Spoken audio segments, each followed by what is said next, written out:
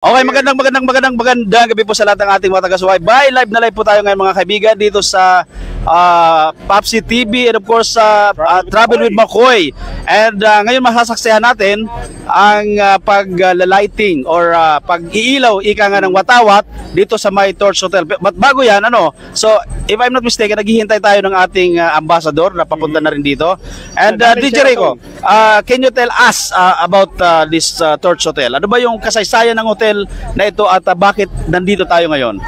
Ayan guys, dito tayo ngayon sa The Torch Doha at nakikita nyo naman, di ba, ang luxury hotel na ito na nasa ating likuran at mamaya ng honte ay masasaksihan natin yung pagpapailaw ng bandila ng Pilipinas for the second time. Pangalawang pagkakataon dahil last year ay nakita natin yan at talagang na-witness natin kung gaano kaganda pinailawan dito sa may The Torch Doha. And before that, sa tanong ni DJ Miao ay nakita natin kayo yung pagpapailaw dyan sa may Sheraton Hotel na talaga namang mapapawaw ka talaga at magiging proud ka as a Filipino, di ba? Naka-proud na makita yung bandila ng Pilipinas na nandito sa Middle East. Pinapailawan dito sa gitnang gitnang silangan. Alright. Okay guys, ito yung The Torch Hotel. Ito The Torch guys, merong tong 51st floors. Biruin nyo yan na ito ay noong Asian Games noong 2000, if I'm not mistaken, 2006. Alright, so ito yung may kita nyo yung screen niya is 360 degrees po yan, panoramic view. At ito yung kung di ako nagkakamali rin ay world's largest 360 external screen. Wow. Dito sa buong mundo, di ba? So nakakawaw na talagang magiging proud ka sa Filipino na makikita nyo mamaya guys yung ating watawat ng Pilipinas na pinailawan dito sa may The Torch Doha. At kasalukuyan po, ang daming tao ngayon na gusto masaksihan yung magiging kaganapan at nakikita nyo sa ating kapaligiran, di ba? Iba't ibang mga kapwa natin mga OFW ang gustong masaksihan ang event na ito na second time na mangyayari dito sa Doha, Qatar. Okay? So, pambihira pagkakataon na mawiwitness natin ang ganitong event. Ayan, maraming salamat sa lahat po ng ating mga viewers. Kung hindi man kayo nakapunta dito, huwag po kayo mag-alala. Kami pong bahala magdala sa inyo ng ganitong unforgettable. Di ba? Parang kakaiba to Kasi hindi to talaga nangyayari kahit sa ibang bansa, kundi dito sa Doha ay itong masasaksihan natin harap-harapan sa napakataas na hotel na ito. Na alam nyo ba guys, 300 yung height from below. 300 yung height nito. 300 meters, right? Alam nyo kayo lang nag-research ha? Alam nyo kayo lang ayan, ay shoutout kay na Popsi TV. Ayan at Kanoy Pio. Diyan sa Maya Sheraton Hotel. Okay, so ito napuntahan ko na yan, yung hotel na yan at meron siyang swimming pool dyan. Basta maganda yung hotel na ito.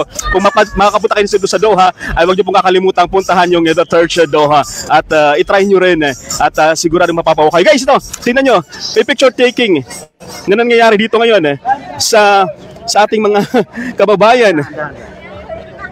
Ayan, so ito may malaking flags dito na naka-ready na rin para sa gaganaping flag lighting dito sa may The Torch Doha. Okay, so hello. Kahit ibang lahi guys, mayroon dito at andito rin sila, gusto rin masaksihan yung event na ito. Alright, DJ Miao. Okay, maraming salamat DJ Rico. So kasalukuyan ang napakarami nating kababayan na ngayon. Sila po ay mula sa iba't ibang grupo at organization ng mga Filipino community dito sa may Doha, Qatar. And some of them, they are I think grupo ng mga Pajero Group, Land Cruiser. Ito po yung mga nakasama natin sa nakaraang ginawang fishing tournament, And of course, while we are waiting for our beloved ambassador, ito po nagkakaroon ng picture taking ang bawat isa at excited ng lahat siyempre mga kaibigan na masaksihan for the second time masaksihan nila ang magaganap na pagsisindi or flag lighting dito naman sa Torch. So kanina i-recap lang natin DJ Rico nagkaroon ng flag lighting diyan sa may Sheraton at pinangunahan din siyempre ng ating minamahal na ambassador at ang mga correspondent po natin doon ay sina Popsi TV and of course si Kanoy P. And of course, ngayon dito naman po dito tayo nakasan, which is kasama ko si DJ Rico Tambay and of course my name is DJ Meow. And of course mamaya pagkatapos naman dito 9 o'clock kasi dito yung schedule. Pagkatapos naman dito ay magaganap naman ang flag lighting na gaganapin din sa may Lusail, So tatlong magkakaibang lugar dito sa may Doha ang magaganap sa gagawing flag lighting, DJ Rico. Ayan, so kung last year guys ay naka-assign kami ni DJ Bob doon sa may Lusail, sa may Twin Towers, at shoutout kay DJ Bob.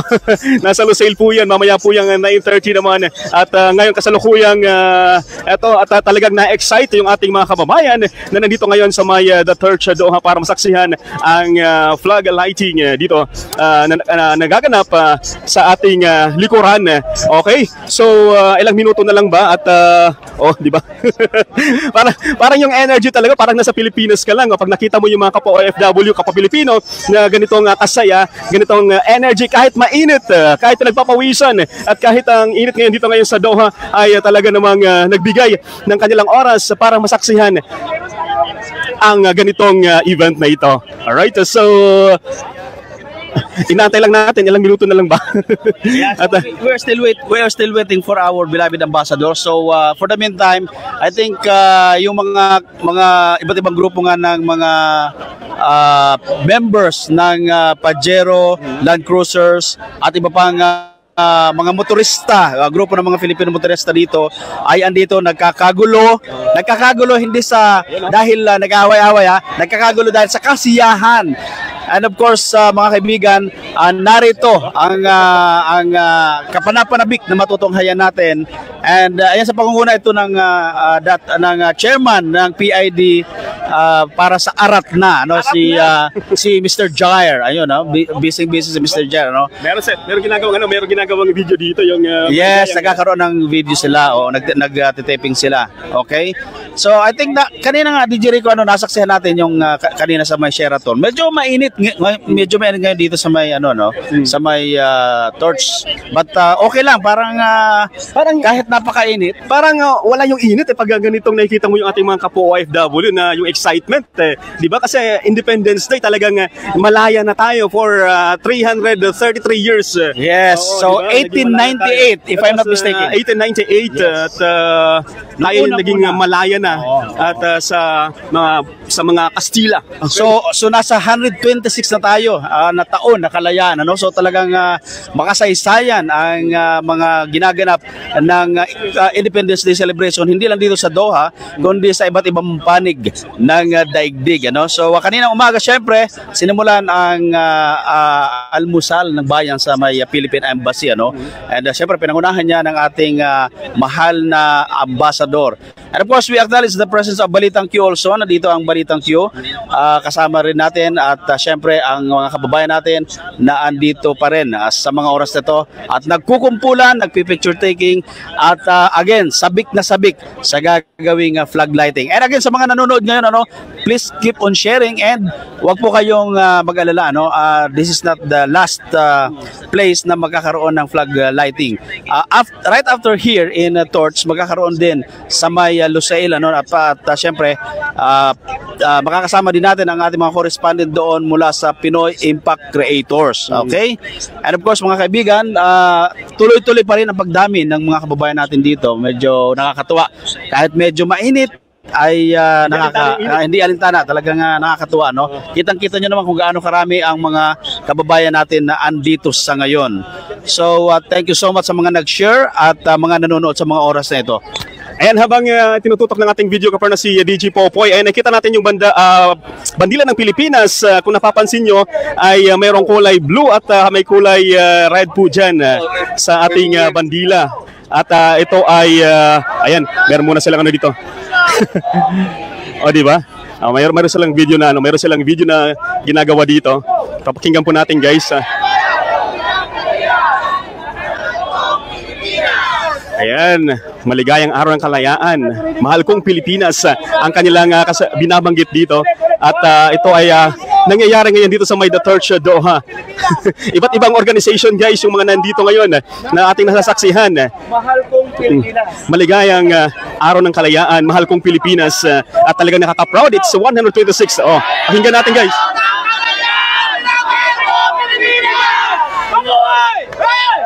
Ayan.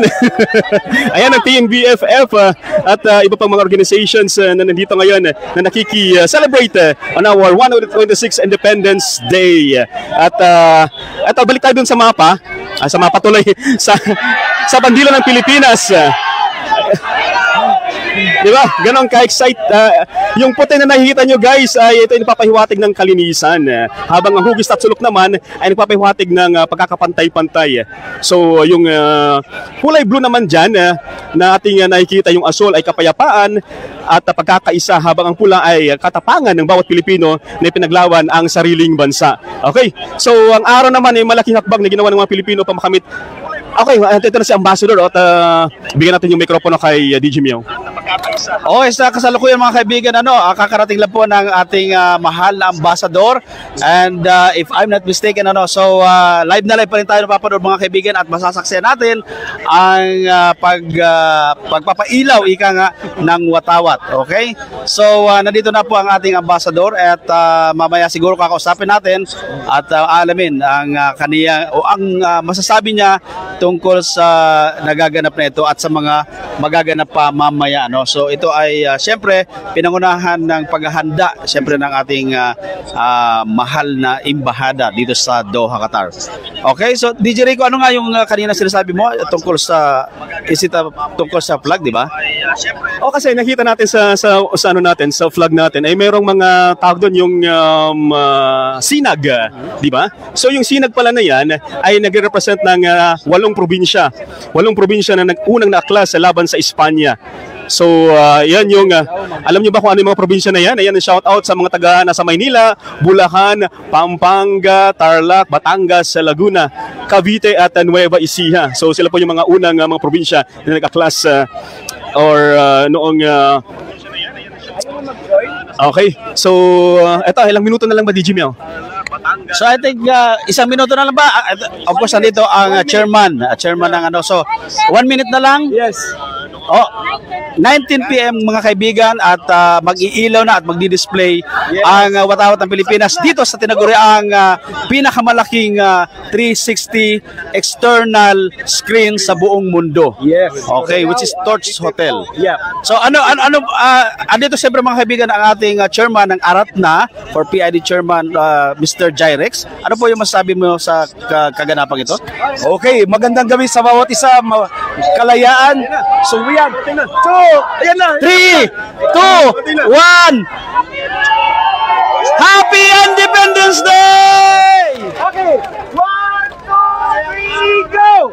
Maligayang araw ng kalayaan, mahal ko Pilipinas! Isa pa, 1, 2, 3, go! Maligayang araw ng kalayaan, mahal ko Pilipinas!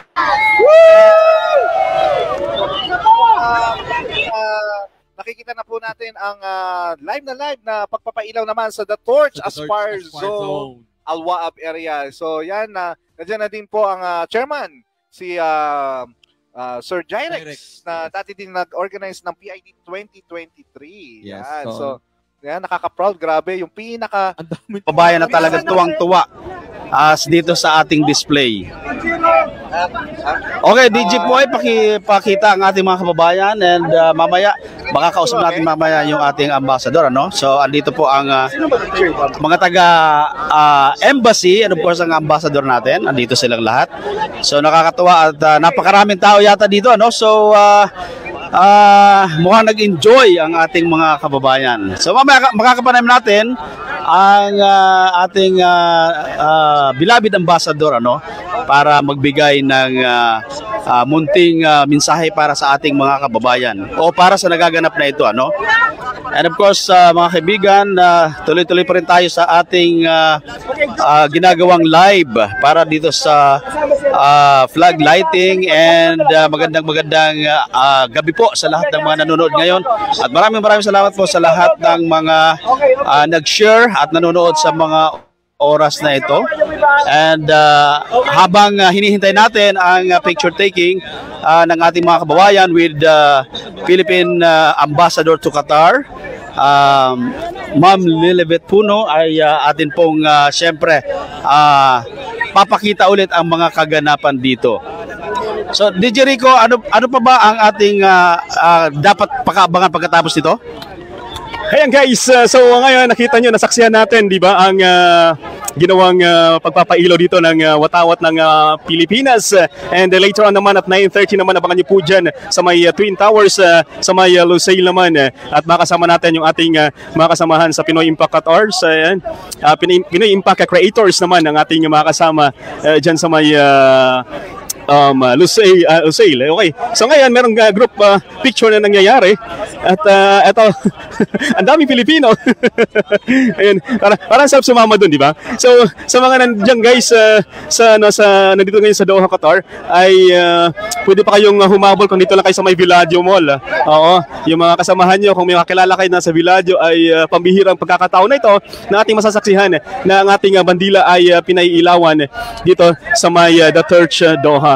Okay, so eto, habang nagpipicture taking sila dito, ay mamaya ng konti atawin natin yung ating mga kababayan kung ano yung pakiramdam na sila mismo ay nakasaksi sa ganitong pambihirang event na ito na nagaganap dito sa may The Church Doha. Okay, so eto, ang daming nagsiselfie, ang daming gumagawa ng mga kumukuha ng mga videos dahil once in a lifetime lang talaga to. Kung nandito ka naman sa Doha, ay kailangan mong masaksihan ng ganitong kaganapan dahil hindi ito araw-araw na nakikita natin at tuwing June 12 natin ito nasasaksihan dito sa Doha, Qatar. Alright, so shout out sa ating mga viewers. Maraming salamat sa inyong patuloy na pagpatnubay sa ginagawang flag lighting dito sa may The Church Doha. At matapos yung Sheraton, matapos yung The Church, ay mamaya ng konti naman ay maririnig natin ang ating mga kasamahan dyan naman sa may Lusail. Okay, so while waiting at mamaya kakausapin natin si ano. Ayan sir. Sir Ali, ito. Ano yung pakiramdam na nasaksihan mo yung ganitong event na ito? Saya sir. Kasi kahit although nasa ibang bansa tayo at na-celebrate natin ang ating Independence Day. Di ba? Ang sarap sa pakiramdam. Ay, maraming salamat sir. Maraming salamat din po. Happy Independence Day po sa lahat. Ayan eh. Maraming salamat Sir Ali. May gusto ko i-shoutout sir. Well. Okay, so mamaya ng konti at marami tayong mga kababayan dito guys na nakikita natin yung mga ngiti sa kanilang mga labi dahil nga hindi to talaga normal na nangyayari at tuloy June 12 lang ito, once in a year. Last year ay nasaksihan natin at this year naman, and hopefully by next year ay meron din ganitong event dahil pinagkakaisa-isa yung mga Pilipino na nandito ngayon para sa ganitong event na flag lighting. Ayan. Hashtag Kalayaan 2024. Pag may mga pictures dyan na gusto nyong i-upload at PH in Doha, ang hashtag PH in Doha, yung hashtag po natin dito sa ginaganap ngayon na flag lighting. Alright? So ito, at mamaya, ayan na. Ayan na guys, ayan na oh. Ayan na oh. Ayan, tuwang-tuwa sila. Tuwang-tuwa sila habang naka-display yan, oh, di ba? So, ayan, tuwang-tuwa yung ating mga kababayan dito ngayon. Ayan, may sigaw pa. Ayan, oh.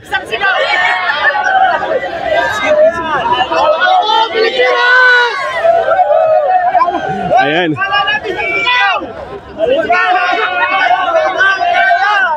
Mahal kong Pilipinas! Maligayang araw ng kalayaan, mahal kong Pilipinas, ang sinisigaw ng ating mga kababayan ngayon dito sa may The Church Doha. At tuwang-tuwa yung ating mga kababayan ngayon. Ayan, pasa natin kay DJ Miao. Okay, maraming salamat DJ Rico Tambay at kakapanayin natin ang ating ambassador. But before that, ayan, kausapin muna natin to. Ang Balmaceda family, anong masabi nyo para sa ating mga kababayan sa nasaksihan nyo? Very memorable. Ayan, nagkaisa-isang mga taga-Doha to celebrate Kalayaan Day. Karawan daw. Maligayang araw ng kalayaan. Mahal kong Pilipinas. Andito po ang ating mahal na ambassador.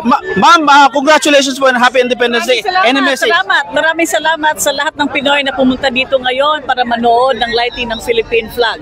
Ibig sabihin niya, we are proud of being Filipinos, we are proud of our country, we are proud of our freedom. Huh? Yes. So pagkatapos po ma'am, saan po ang Punta kami sa Aljaber. sa Lucel naman? Sa Lucel. Ayun, at maraming salamat. Opo, pupunta rin tayo doon. Oh. Thank you very much ma'am. Maraming salamat.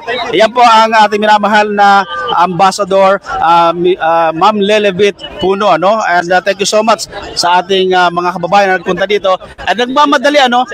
Siyempre, kausapin din muna natin ang isa sa mga pumunta dito para masaksihan ang ating ginawang flag lighting, ika nga. Siya po ay tinaguruan si Aywa Nation. Aywa! Magandang gabi po sa inyong lahat. We're live here now in Santos Torch? The Torch, yes. O, salamat talaga sa mga nakikooperate sa ating kalayaan. Okay, sa ating 126th Independence Day. So talagang mahal natin ang bansang Pilipinas kasi tingnan mo naman yung mga kapatid nating Pilipino, nagkakaisa dumalo dito para masaksihan ang building lighting ba? Yes, dito sa The Torch. Flag lighting ng ating bansang Pilipinas dito sa The Torch. Mabuhay ang bansang Pilipinas. I'm proud Filipino. Ayan, maraming salamat guys. Ito ano lang to interviewin natin. Mga kababayan natin, kamusta kayo dito? Ano yung pakiramdam? Nasaksihan natin, live po tayo ngayon At ano yung masasabi nyo na live yung nasaksihan yung pagpapailo ng bandila ng Pilipinas? Masaya naman. Masaya. Ito dito, masasaya yung mga to. Yes po. Okay na kayo gusto i-shout out? Hello po sa lahat. Ayun na si Baby. Baby! Magiging magiging reporter to. Say hi, so hi. Say hi. Hi. Hi! Ayan, mabuhay. Say mabuhay. Mabuhay! Mabuhay! Ayan, di ba? Sa ganitong age, guys, di ba, ramdam niya na yung kalayaan na naganapan noong 1898, 126 years ago. Ano pangalan mo, baby? What's your name? Hansi po. Hansi. Ayan, Hansi, at kahit guys, pawis na pawis siya, talagang nagpunta dito at talagang sinaksihan niya yung ganitong pambihirang event na ito, di ba? Happy ka? Yes! Yes, he is happy right now. Alright, say mabuhay! Mabuhay! Look at the camera, say mabuhay! Mabuhay! Mabuhay! Maraming salamat, baby! Akin na to. Okay. Ayan guys. Ayun guys. Ito, ano masasabi natin na nasaksihan natin yung pagpapailo ng bandang bandila ng Pilipinas dito sa Torch Show, ha? Grabe, I'm speaking on behalf of Fritz Revo community at grabe naman talaga ang Pilipinas, 'di ba? Kahit ganong mangyari, kahit anong mga sakuna, nakikita natin yung sama-samang mga Pilipino, 'di ba? Nagkakaisa po tayo, kaya congratulations and magandang gabi sa inyong lahat. Okay guys, ito na ba na siguro natin sa ating mga host at DJ Miao. Ayan, ayun. Naubusan na natin ng data. Nandiyan pa ba tayo? Ayun, nandito sila nawala. Sila nawala? Okay, sila nawala? Nandiyan pa ba? Nandiyan pa ba sila? Ayun na lang dito. Okay. Live pa rin tayo and hanap pa rin tayo ng makakapanayam natin. Dito tayo sa grupo to. Okay. Ma'am, sino pwede ma-interview dito? Live na live pa rin po tayo, ma'am. Ano po ang masasabi nyo sa nangyaring flag lighting po? Historic, siyempre, masaya at kasamang lahat ng mga kabayan natin. Ayun, so nag-display. Ayun, dito sila. Ayun. Ayan po, at nagkakasiyahan pa rin. Habang hinihintay natin ang